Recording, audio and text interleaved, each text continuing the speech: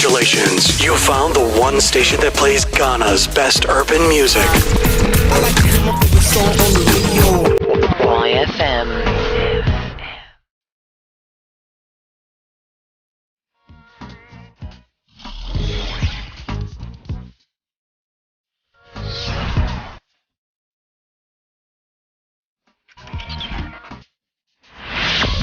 Listen to YFM 107.9 Accra, 102.5 Kumasi, and 97.9 in Takoradi. Shouts going out to the Joyce Ababio Creative Design College. You guys are showing us mad love on your social media. I appreciate that. Of course, our president is in the building. Now, according to Muicia Prada, I hope I got the name right. Muicia Prada. My Italian is very bad. What you wear is how you present yourself to the world, especially today when human contacts are so quick. Fashion is an instant language. Indeed, fashion is one of the main conduits for human expression, and to a very large extent, how we choose to communicate our emotions, our emotional status, and all that, our social status, all that. Our guest today on the Wiley the Board series, ladies and gentlemen, is on a mission to impact the fashion-changing multi-million-dollar fashion industry that is largely untapped here in Africa. Her vision is to change this perception and to make people appreciate the polished, natural, and nurtured talents. Madam Joyce Ababio is a multiple award-winning and founder, as well as president of the Joyce Ababio College of Creative Design. We're much honored to have you with us today, Madam. Welcome to YFM for Wiley the Board series. Thank you. I'm so happy to have you here. I mean, when I was told last week that we're having Madam Joyce come through, I was super happy because I have a lot of interest in fashion, but unfortunately I didn't really get the chance to, pursue it. It's never too late. So when I drive by the 37 road, there's a big signboard that has your name on there. Whenever I go to Accra, I look at it. When I'm coming back, I look at maybe somewhere along the line I might take up a fashion course, in the school and become a designer, bring my clothes out and call it maybe Eschino Bellino. That's just by the way. Welcome. How's your day going so far? How's your morning? Oh, my morning is great. I'd be glad if you could get closer to the microphone. Yes. So we can hear you loud and clear. Great, I think this is perfect. Great, thank you so much. Mommy, let's talk about your childhood. Let's take it way back. I mean, all the way back to when you were born. What were some of the exciting things you remember whenever somebody asks you anything about growing up? The very exciting ones. Let's start from there. Well, that's a bit long, I think. Well. And some of us have been here quite a while. So, exciting things, can't think of much. It would have to do with something to do with school or something of that sort. But I'm looking at you and you're kind of young, so whatever I'll tell you probably won't know anything about it. Well, not for my sake. I mean, for the sake of the many. Do you remember Osofo Dazi? Yes. You know those who are in it, right? Yes, the drama group. Yes, I had one of them chased me from school one time all the way to the house, and as I was walking fast, he was also walking fast, and I started running, he was running. And then we get to the house and I'm screaming my mother's name, and she comes out. I ask him, why are you following my daughter? And he says, oh, I saw her and I thought she was very beautiful, so I wanted to know her. So for years I was teased with this. Wow. I'm not going to give you the name of right? the character because I might just have a name from this one. So give us just clues. leave it there. Give us clues. Give us clues. Clues. Was he very popular? Very popular. He was very popular in the Osofo Dazi group. Ken, can you help us out? See, I told you, you're all very young. How young were you back then? I mean, around that time, how young were you? I was in class 5, I think. Wow. Class 5. Maybe he saw the acting spirit in you. Maybe he wanted to make you an actress. Did you grow up in Ghana? Tell us where you grew up. Yes, I did. I was born here and I grew up in Ghana. My parents, my dad was the regional commissioner for Brong Ahafo region during the Nkrumah regime. And my mother was a fashion designer as well. Wow. So I grew up here. I went to school here. I went to primary school in Datus, the one Datus at complex. yes, exactly. And then moved on to Achimota Secondary School. Great. What are some of the family values that your parents instilled in you and your siblings? How many siblings do you have? My mother's side, we are 5. Okay. And I'm the last one. Baby last. Yes. That must have been nice in the house. I mean, you get everything. I'm a different sort of last born, I think. Okay. How different? Because I tend to play the role as a firstborn as opposed to a last born. So is it right if we say we are pennies?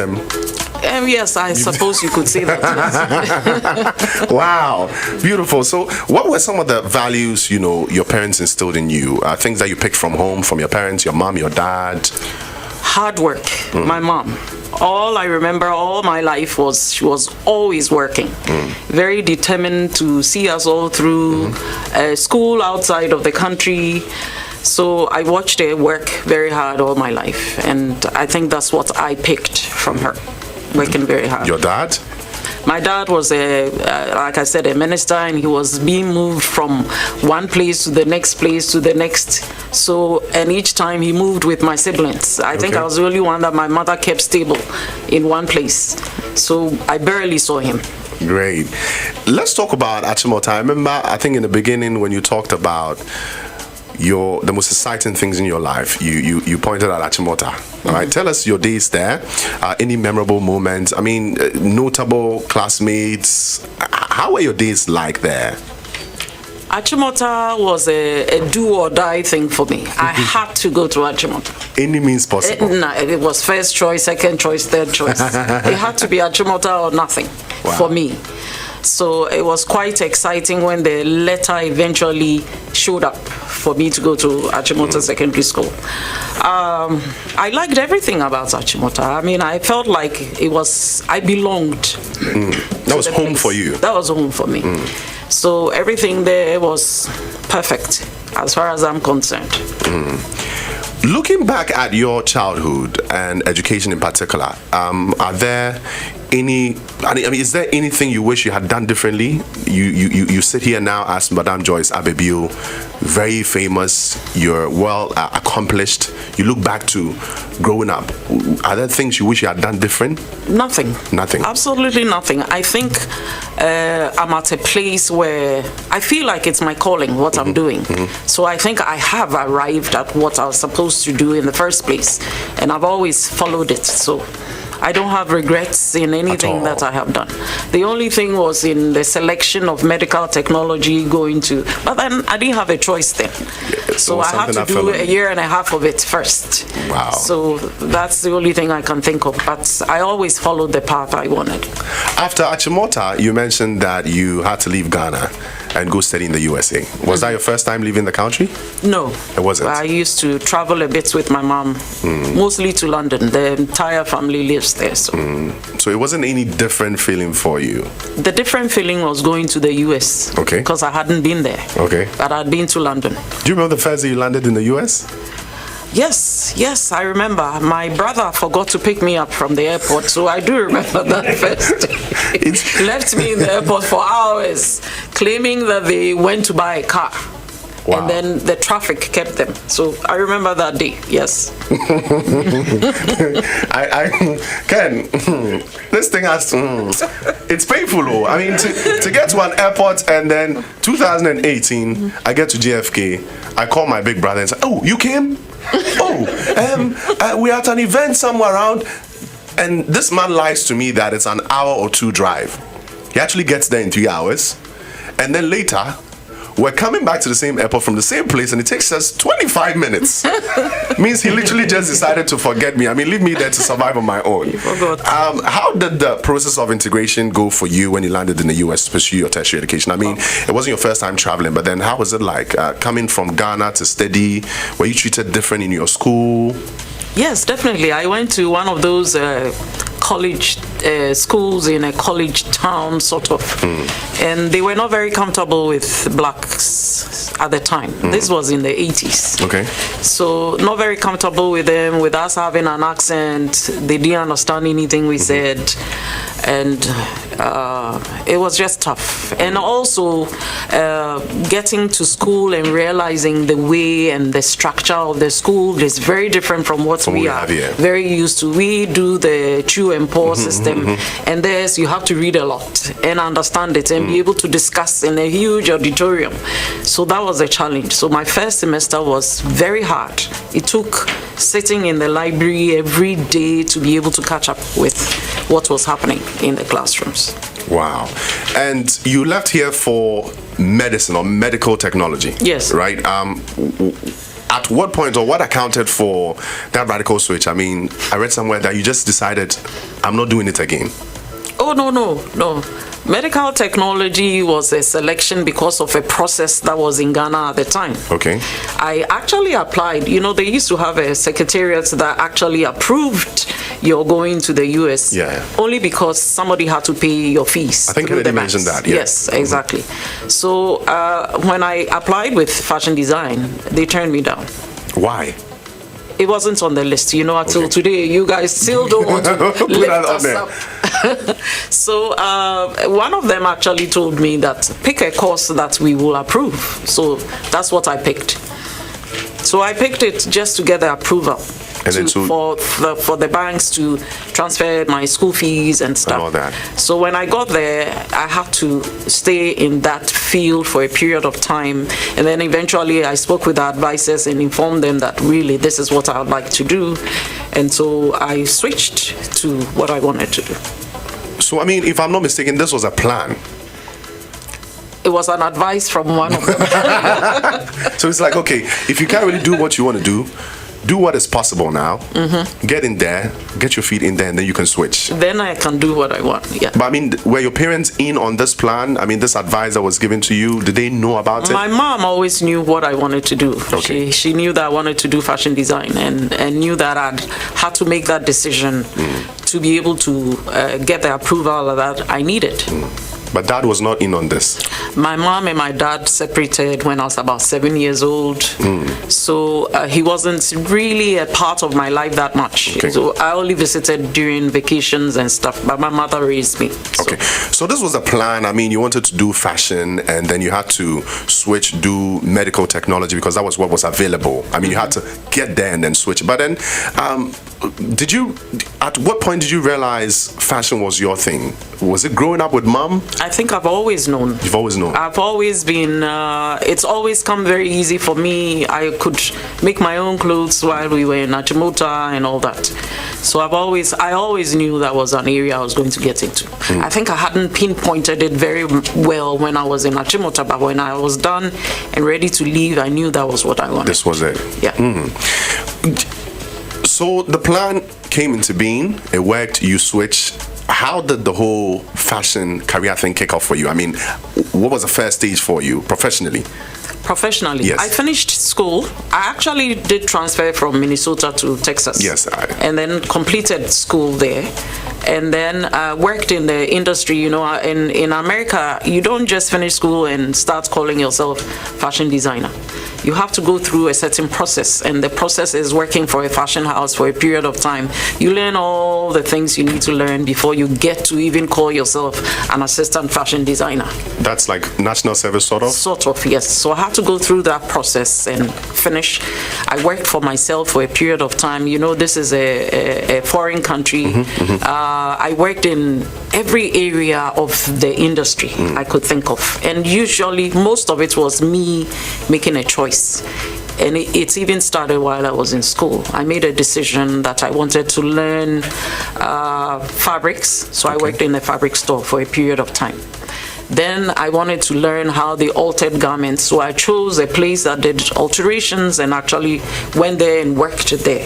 Then I moved into the main departments to do retail for a period of time. Then I went to Better Dresses. Then I became an assistant manager in a shop. Then I managed the shops itself. Wow. So I went through the processes of being a fashion designer and understanding what it really means. So I did all that. Then eventually, when my daughter came, I made a different decision. I wanted also to do law. Okay. So what inspired that? there were two things I always wanted to do. It was either law or fashion or law. But fashion was my main passion. Okay. So I decided to take a course in a paralegal program. Okay. So I did that in Houston for a year, finished off, worked in a law firm for 7 years. Wait. And while you worked at the law firm, where was fashion? It was more of people placing orders and me doing the work as my own business, as opposed to working in a fashion house. I had done all the things I needed to do, and I'd moved to doing law. I started working in the law firm, but at that time I had a business. So I was running business at the site. I mean, for some reason, I feel while you were working at the law firm for 7 years, I mean, you'd look at people and say, this wasn't stitched right. I mean, yes, you go to the courtroom. I would do that. I was actually the partner I was working with. Each time I entered the office, she would hang up her phone, she would go, my fashion statement has arrived. You would correct them. Yes, I would do that. Wow. And all these were experiences you had in America. Yes. Let's talk about when you decided to come back to Ghana. Before you got back in here, or before the Joyce Ababio influence came on us, how was the fashion scene like? Well, I hadn't been, I was in the US for 10 years before I visited Ghana. And so I always felt that, okay, I wasn't one of those who looked down on people as in, I'm in America, so I have this and they don't have that. No. And the reason I didn't do that, because I felt that even when I was in Ghana, I knew what fashion was. And Ghanaians do know fashion. We may not create anything, but at the end of the day, we know what is in, what is out. Yeah, that's true. So I never really looked down on anybody. So when I came, I thought about it. And at that time, I hadn't actually made up my mind to come home yet. Okay. So went back to the US, and my husband then decides to come home. So he was home for a year and a half before I joined him. Wow. So when I came was when I finally decided, okay, what am I going to do with myself? And then first I said, I've worked years in the US. I'm just going to lie around for a year. That's what I said to myself. Take a vacation. Take a vacation. I brought everything. Yeah. But in my lying around, I've always been one of those people who is one track. I know what I want, and I'm very focused. I would look for a shop. And the shop, I made a decision. I wanted it at Oxford Street at the time. So I will drive there every day. I don't look left. I don't look right. I will go straight. To where. Wow, determination. Just to find what it is that I wanted. And then I got a phone call from somebody. Her name is Benaifa Chothia. Okay. She's a fashion designer. I think she moved to London. She asked me that they were doing an international show, and she had heard about me and she wanted me to participate. Wow. In fact, I was told at the very last minute, so I had 1 month to prepare. I had the machines, I had everything, but I hadn't set anything up. So I pulled them into my living room and started. So you started the Joyce Ababio brand on that day. On that day, in your living room. In my living room. Wow. So I worked, I loved doing gowns. So I did 13 wedding gowns. Then I did, I think, 11 cocktail dresses, black and white, for the show. So when my turn came at the show, people stood up and clapped. I got a standing ovation right there, and the name just picked up. That's when you realized, nah, this is it. Right there. This is it. Like, I didn't make no mistake. Wow. I mean, beyond all these fun moments, you getting standing ovations at your fashion shows, I believe there were challenges you faced when you came down. Let's talk about a few of them. Which ones were the most challenging things you faced? It was workers. Once the shop was opened and I needed workers, I realized that anybody that walked in, I had to teach. The standards we had at the time was not the thing to have. And so I had to teach everybody that came in my section.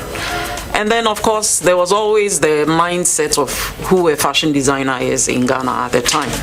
So these were some of the challenges one was facing, which actually brought about teaching. Okay.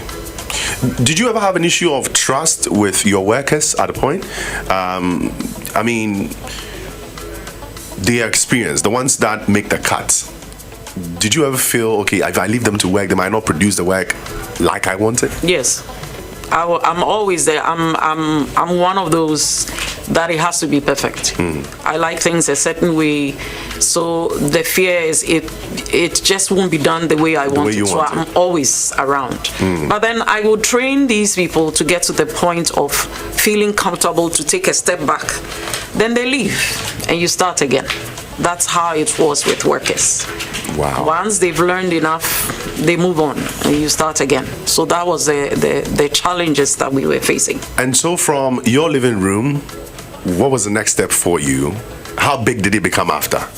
So we after the show, everybody was looking for Joyce Ababio. I didn't have a shop. So my husband said, let's just put a signboard in front of the gate. A house. In the house. So wow. Let me tell you who my first customer was our president's former wife. She was my first customer. She came in, she bought a whole lot of stuff. Wow. That was the first time. So in that time, I made a decision about a shop in Osu and moved to Osu. So we started working. I mean, this is super inspiring, guys. If you're listening now, you don't need $1 million to set off your life. I mean, to start a career. People have had that, but I mean, if Auntie Joyce Ababio can start from her living room, post the first signboard in front of their house, and get a good client, and after that, I mean, move on to the next stage. You can do it. It's highly possible. And so let's look at you, Auntie Joyce Ababio, the mother. I mean, the mother life. You have on a number of occasions mentioned how meticulous you are with everything you do. I mean, you just mentioned it. You want things done the perfect way. Have you at any point felt it puts pressure on your children? I mean, the family. You aside, I mean, you do that at work, but do you feel sometimes you do it at home too? Well, you are who you are at the end of the day, so I'm sure I do. I mean, my children are grown now and will tell me exactly what they think. But when they were younger, yes. I don't think I put pressure per se, but I kind of expect something. For instance, if you need something, and you really feel you should have it, I feel like you should raise an argument. Come tell me what it is you want, why, what's the reasons behind it, that sort of stuff. For me to decide, okay, yeah, you can do this or you can't do that. Wow. But my children have been my life, so they are always the first and foremost in everything that I do. Everything that you do. What kind of parents did you aspire to become growing up? I mean, you mentioned that your dad would travel around. I mean, you barely really had time with him. Your mom was almost always around you. Growing up, what kind of parent did you want to become? And looking at who you are now, is it far from what you aspire to be? I don't know whether I thought much about what type of parent I want to be. I think part of it came from getting married very early in life. And so there was no plan. Do you get my point? There was no plan. I got married. I had children. I'm very family oriented. I like I like intimate stuff. I don't like a lot of things. So I'm usually with my family to do things together, that sort of stuff. That's the sort of mother I wanted to be. And that is who you are now. And that's what I am, yes. My boss always says, simple is sweet, Edible. So keep it simple. I mean, I don't That's like all. plenty people. Nothing major. Because the people at Charles, you can't really look at everybody. I mean, if there are a few, you can attend to every single one of them. What has been your greatest lesson on motherhood for the very many young mothers, the ones who are starting a business and don't know whether to create a family or not? I mean, the ones who have already gone in there and are struggling managing things as a mother and a businesswoman. What is your greatest advice for them, or what has been your greatest lesson? Well, I think because I started early. I got married at 23. Wow. And my first daughter at 26. So I usually think that people should plan their lives. Okay. So if, for instance, in the school, somebody came and they were already pregnant or something, I would ask you to take your time and think through things, because this work we do, people tend to look at it as it's very easy, a snap of a finger. Is not. It's a lot of work and very stressful. So you need to plan ahead with what you're doing. Make certain decisions, whether the children will come first before, because during my time of settling in Ghana and my children were young at the time, I wanted to spend time with them, but at the same time I had work to do, so we had an arrangement. I will pick them up from school in the afternoon and bring them home, so I get to see them, and my husband will drop them in the morning. And then weekends, I set my goals in a certain way. Customers do not call me on my personal phone. Everything business is done at work. At work. It doesn't come home, so that the weekends is spent with my children. So that's how I manage myself. So I advise mothers also to find a structure in their lives that they'll use to be able to run their businesses as well as manage the children in the house. That's very important. Let's speak about the Joyce Ababio College for Creative Design. I mean, you mentioned that in your experience, your early experiences with workers here in Ghana, you picked that a lot of them didn't really have the know-how. I mean, they were called fashion designers, but didn't really know the practical work behind it. And so you set up the school. How easy or difficult was it for you? I mean, setting up the school. It was difficult because, number one, Ghana had a mindset, people in Ghana had a mindset that those in this sector are dropouts. Well, so I believe we've changed it quite a bit, but you're still going to find a few people that have that same mindset. So it meant that I had to change the mindset first before I could actually do anything. So I put it together, started with 5 students, and then used it to change the mindset of a number of people, because by the end of the year they were sewing and doing amazing work. So parents coming to see it brought that sort of stuff, and things changed. We started changing things slowly. Tell us a little bit. I mean, we're going to go on a break, but tell us a little bit about the kind of young people you admit, in your institution. What do you look out for? You mentioned that when some come and let's say they're pregnant, you sit down and talk to them. Do you by any chance reject some of them when they come? Oh, no, not at all. Okay. It's a school. I mean, if you feel you are ready for it, I think the question will be whether you can hang in till the period that you are supposed to be there. But we've organized it in a way that we have a 6 months. So if you go through the first 6 months, you go have your baby, you come back later, you can do the next 6 months. Wow. So that is not, we admit anybody and everybody who feels that they have the talent, interested in learning fashion, I will accept you. I want us to talk about the fashion industry, but of course, after we take a few songs. We mentioned earlier, we had a conversation before we started the interview. You really love music, and you seem to know your music very well. I mean, you mentioned we played Simi's song before, and then I tend to ask, Auntie Joyce, you know who sang? Oh yeah, it's Simi. I mean, it was quite easy. Do you have favorite songs now? I've given you one. You should have stuck with that. And then I said Kwame Eugene. Kwame Eugene, right? The church boy. Who else? Who else can we play? The Skiddy. Okay. I like his music as well. A few Nigerian, the twins. What do they call themselves? P Square. Yes, that's the one. We have some twins here too. They're called Dope Nation. Yeah. We'll play that song, so you don't worry, it's fine. Before we move on, right? We have a quick surprise for you. Yes, everyone loves surprises. Okay. So the team put together something special for you. I think Ken should just present it. For all of the guys who are watching us on Facebook, Instagram, Twitter, this is a beautiful picture of Auntie Joyce. Yes, in between. I love it. I mean, this is for you. It's for accepting our invitation. It's for coming here to inspire the many listeners that we have. Let's hang it at the office. I mean, at home. Whenever you look at it, you remember that you were on the Wiley the Boat series. I mean, you remember the impact you have on the youth when it comes to our fashion industry and beyond. I mean, I didn't get to do fashion, but you're one of the people I look up to as well. Very well. So like I said, this is for you. Too late. It's not too late. Auntie Joyce has been looking at me like, okay, we'll talk after. Maybe we'll talk after. Maybe I'll take a course in there. But this is yours. Thank you so much. It's beautiful. The team will receive it on Auntie's behalf. Thank you. Right after that, we can just have it in there. Back into the interview, though. Don't forget 0202222073 to get you in via WhatsApp. We just did a presentation for a beautiful portrait of Auntie Joyce. That's for her from YFM.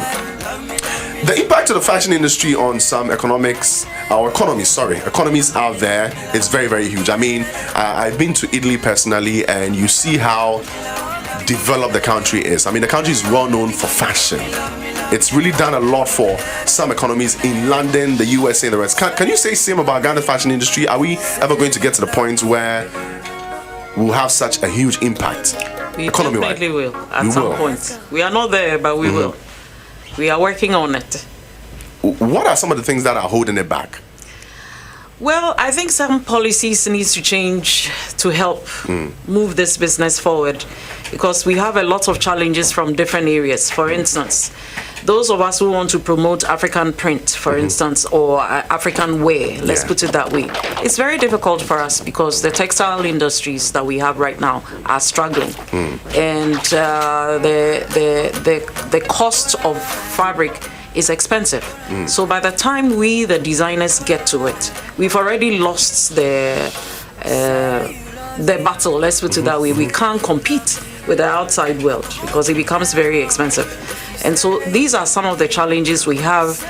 Bringing in the right, what is it called, machinery to be able to work is an issue, because we pay lots of money to bring our stuff in.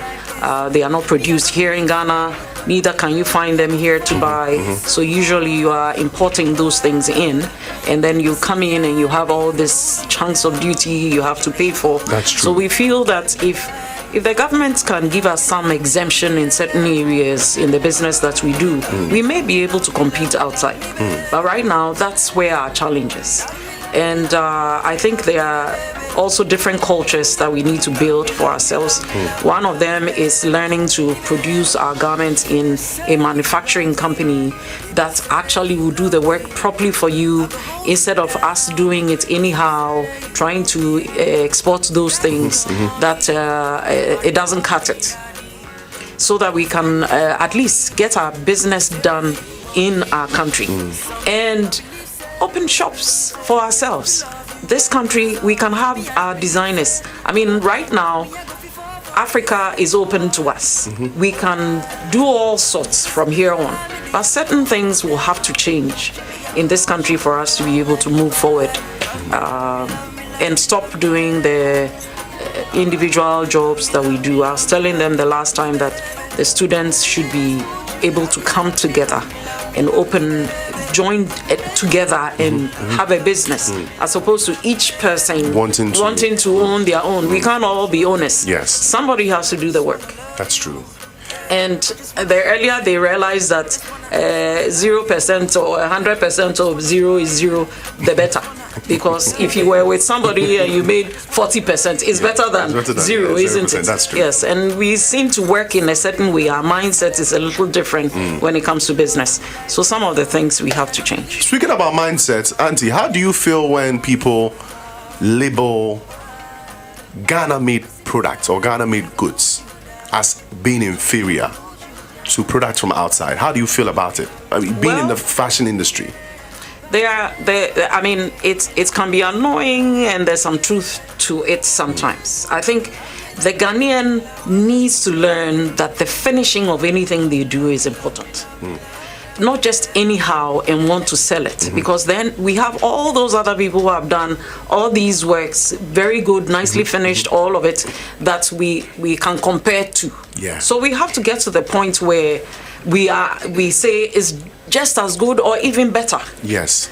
You see, but it is annoying to hear people say made in Ghana, I won't buy it from Ghana because this, that, which is not good. It's not promoting anything for us. We need to be able to patronize our own things and move the industry forward. However, we, the people who are actually producing those things, will need to take a step back and think, if I'm doing this, I should do it right. Which is what sometimes is lacking in our section. If a young person wants to set up a brand, I mean, as you mentioned, you always inspire your students to come together, to be extra creative, create brands for themselves. How do they get funding? I mean, let us in on that. If somebody wants to start a car business, the person can just send import duty slips to the bank and get funding. How does the average fashion entrepreneur get support finance-wise? Unfortunately, it's one of the things I was saying, certain things have to change, and certain policies and structures need to be put in place to support us in the works that we do, because when they usually finish, most people are depending on families, friends. That's true. To support them. Going to the bank doesn't work because the bank is asking for a collateral you may not have. And then again, you don't even want to start a business going to the bank to pick up to get a loan that has this huge interest rate sitting on it. It's like you are losing even before you start. So that's some of the challenges that I feel that needs to be addressed in our country, where we can support these people to move forward in the businesses that they are doing. But that's where the challenge is. In the transport industry, I mean, in the creative arts industry, entertainment and the likes, I've seen associations, I've seen boards. Does the fashion industry in Ghana have anything like that to regulate things that has to do with them, welfare, all these things? Do you have unfortunately, for some reason, fashion designers, we haven't succeeded in coming together to put something together. But it's something that needs to be done. Needs to be done. Because I've always thought that if we could come together and we can be the powerhouse behind certain things, that we can command certain things that is needed in the country, get certain policies changed and that sort of stuff. Doing it as an individual doesn't help anything. So we need to be able to come together and do this. Great. I've seen a lot of fashion schools. I mean, beyond Joyce Ababio Creative Design College, there are many. In your personal opinion, do you think schools in Ghana have done enough, generally? Whether the fashion schools, the tertiary institutions, the universities and the likes that we have they done enough to change old perceptions about pursuing a career in fashion? I wouldn't say so. I think over the years, my beginning and why I got into actually opening a school and teaching was to change that mindset. I feel that we've done a lot because when I started, for instance, parents would bring their children upset because their mind is, I told them to go to Legon or KNUST and all they want to do is fashion. So they dump the children on me angry. And they start to feel better when they come a year later and find what they are capable of doing. So that's how we've been able to change mindsets. I am hoping that the other schools that have opened now are also working towards changing all this, because this is very important in our sector. Wow. How is the fashion industry, especially schools, adapting to the new normal? I mean, after COVID-19 came up, what does the industry need to do to sustain itself? I mean, what is Joyce Ababio Institute doing? Are people learning online now? How are we going about things for you? When it happened, we went online. We had challenges there because you would find that you have some students that don't have even computers in their homes, or they don't have a smartphone to even pick up from there. So we looked for different channels to be able to reach the students, like on WhatsApp or something. So videotape it, show it to them WhatsApp, let them do the project, send it to you. You know, ours is practically based, so it makes it very complicated. It is something one has to inspect, and looking at it on computer or a phone doesn't cut it. Exactly. So it makes it very difficult for us, but we still tried to do it that way. Currently, we have the final year students in, finishing their final project. So I think next week we'll be done with the final project, and we are waiting on can we move on? Yes. Oh, no. At this point, I'm going to check out a few questions from our listeners. I have the first one in from Amaka, Global Media Alliance. Amaka says, our former president's wife was my first customer. You mentioned that. Can you please mention the president's name? My president. Yes, I think you mentioned that our former president's wife was your first customer. This person was Current president. the current president. Akufo-Addo, yes. Akufo-Addo's former wife. Former wife. Okay. So it's Akufo-Addo she wanted to know. I think that the question is answered. Oh, she wasn't sure. Okay. Yes. This question in here from Selassie Inside East Legon says, are we ever going to get to a point where the fashion industry will start shutting down shabby fashion stores? I mean, people who will take your fabric and display it. This is wicked. That's an interesting word. Display is a new. I mean, I think it's when you send your But it makes piece. perfect sense, Yes, what you she send your said. piece to a tailor or a seamstress, and They will ruin it for you. until you send them a picture of how you want it to be, and you don't get to see the product until a day before you're supposed to go where you're supposed to go, and you get a cover instead of You know, sometimes people also need to make certain decisions. well, If you are looking to pay 50 CDs for Well- a garment, you know where you are going, and they will definitely display it. they will display it for you. Wow. I mean, are we ever getting to the point where We are working on it. You're working on it. You know, Corvette has a program there that we are training apprentices to bring them up. I have a school that we opened, professional development Okay. centers, that we are raising that level up. So give us some time. We'll be there, Sometime. I'm Great. sure. Do you ever get to the point where you reach out to people to get them trained? I mean, you see a fashion designer who has promising works, I mean, but it's not perfect. And you reach out to them to tell them, you know what, take a course at my place. Let me touch it up for you. Do you ever do that? We do that, but Okay. again, at the end of the day, it's about money. So if the person has the funds to be able to come to the school, Why not? Then yes, Okay, certainly. great. Are there other career opportunities after fashion school we may not know of, and how relevant are they to the economy? You mentioned that you worked at the fashion store. I mean, I'm sure many people out here in Ghana don't even know they are in the fashion industry actively. People They think, are. okay, I'm a clerk at a fashion store, or I'm a counter boy at a fashion store, and so me, I don't do fashion. When we mention fashion, it's the tailor or the seamstress or the person cutting with the scissors. Very wrong. What are some of the other careers in fashion we don't know about? You could be a stylist. Okay. The person who is styling the president and the wife and all that, they are stylists, so they're in the fashion industry. You could be a retail manager. You are also in the fashion industry. You could be a buyer for a shop or anything. I mean, there are different areas that you can do. You could be writing on fashion. Yes, I know Or a few people. blogging on Yeah. fashion. So all that is something you have to learn from a fashion design school to get into, because you have to have the total understanding of the work you're going to do. If you're going to talk about fashion, you can't just talk. You need to know what it means. 20 years from now, what would you want Joyce Ababio to be known for? Changing the fashion I like the scene in I like the Ghana. that getting. Have a long idea of what I would like. I want to be able to change the fashion scene in Ghana. I would like to see Ghana become the fashion hub, where production is coming from here to the other African countries. So that's what I want. This is why I got into education, because I thought the first start was to educate people, let them know how the work is done properly, clear understanding of it, then we can move it forward. So One thing I know is that, I mean, fashion designers will make the best clothes, but models need to bring the clothes to life, right? Let me pick your mind on our modeling industry in Ghana. How well is it doing? Is it structured enough? Is it helpful to the fashion industry? Are we getting enough models, professional models, to put our clothes out there? I think the models I have used or have seen around, they are quite well trained.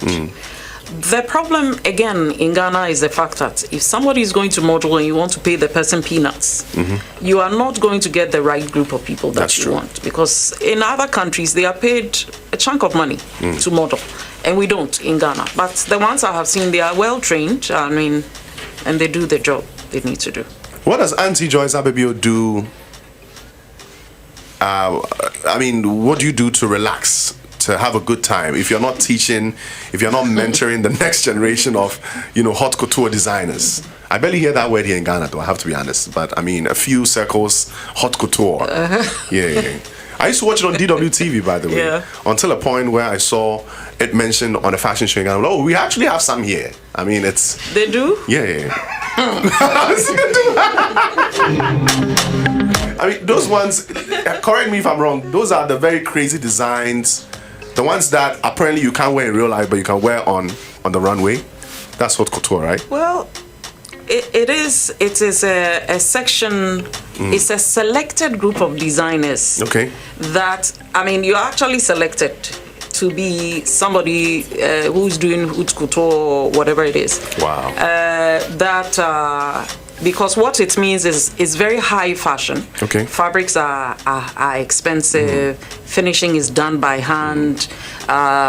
A lot of handwork, where somebody takes a piece of something and actually designs it to come into a fabric. Do you get my point? Yeah, So I do. it's a very high end. That's why I asked, they do have Because fabric, there are some you see. people tend to look at it from the angle that once you are doing made to measure, then you are doing couture. Which but one there's is a that? lot more. Made to measure means I measured you, I did the work for you. Okay. So it's not one that is already done.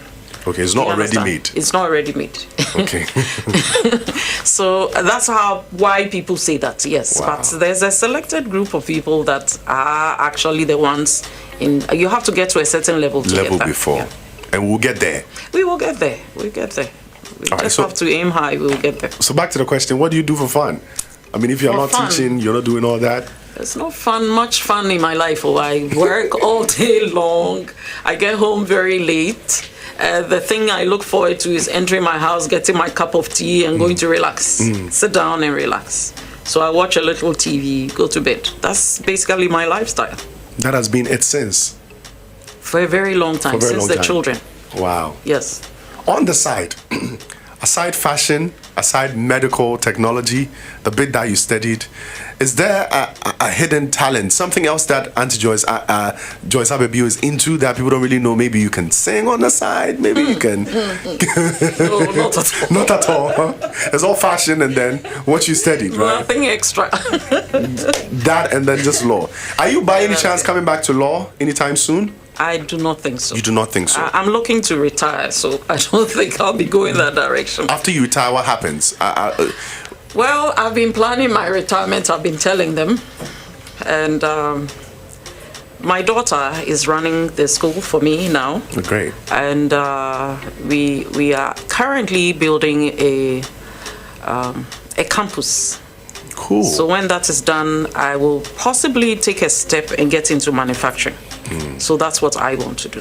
Great. For people who are listening, like myself, who have interest in getting into fashion at any point, how do they get enrolled at the Joyce Ababio College of Creative Design? How easy is it? Do we just walk in? Oh, just walk in. Give us a call. Get on our WhatsApp. Talk to us. We like to chat about everything. So if you have questions, we will answer. So you can just walk in and even ask to speak to me, and I will come out and speak to you, or you can come to my office, whichever. People would want to It's do no that problem. to confirm if they're actually at the right place. So yeah. Yes. Can I speak to Auntie you- Joyce? Oh, people do all the time. They insist I'm the only one they want to talk to, and I will let them into my office and we will chat. I don't have a problem with that at all. What's the size of your closet? Well, I Personally. have quite a size, I must say. Do you keep a whole room, a whole Yes, section it of the is. house for that? It's a whole room, yes. Wow. Anyways, thank you so much for spending time with us today. I'm sure you often come across many young people who are at crossroads, of identifying themselves. I mean, find their personal identity, their purpose in life and all that. What do you often tell them, and what would you tell anyone listening right now, any young person here, this very moment, struggling to find themselves in terms of making the right career choice? I mean, making the best decisions for their future and now. I say they should stay focused, committed, dedicated in their thoughts and their mind and the direction they are going. I want to read something somebody said that I listened to, that I thought was a good one for young people to know. He said, if it were easy, there will be no one to look up to. keep walking, keep striving, never give up. Fall down 7 times, stand up 8 times. Without commitment, you'll never start. And without consistency, you'll never finish. Ease is a greater threat to progress than hardship. Wow. What a beautiful way to wrap up. Thank you so much, Auntie Joyce, for spending time with us. We are humbled. We appreciate this moment. I mean, this has been inspirational to a lot of people out there, including myself. Thank you. Ghana loves you. Keep doing what you do. I mean, we have a big mission. The fashion industry still needs to survive. I mean, I believe in every single sector with human resources impacting our general economy at some point. We'll get there. We definitely believe in that. And so kudos to you on a big mission you're on. Shouts going out to the JACCD guys, everybody there. I mean, from today, I think I have a lot of listeners from that side. God bless all of you guys. And help us say thank you to Auntie Joyce for spending time with us on the Wiley the Board series. We appreciate you. Have a wonderful day. Thank you so much, too. Any final words? Anything you want to say to anybody? Anybody you'd like to mention? Your team? My team, definitely. I don't know what I'll do without them. They are my rocks. I cannot do anything without them, especially my lecturers. They are amazing. They've been with me for 12, 14 years. Wow. And they've been amazing. Great. Thank you so much, Auntie. Thank you very much, too. All right. So that was Auntie Joyce Ababio, president of the Joyce Ababio Creative, actually College for Creative Design, right here in Ghana. Make sure you check them out on Facebook, Instagram, Twitter. Search for them on Google. If you want to enroll, if you have the dream of getting into the fashion industry, it's still structured. There's proper training for that. Make sure you go on there and acquire the proper training that you deserve. Of course, when you get there too, please make sure you call Auntie Joyce. She's available whenever you want to talk. Always, she's there for you. Thank you so much, guys. All of the guys that texted on Twitter with the hashtag Wiley the Board series, we appreciate it. Congratulations. You found the one station that plays Ghana's best urban music. I like to come up with a song on the radio. YFM.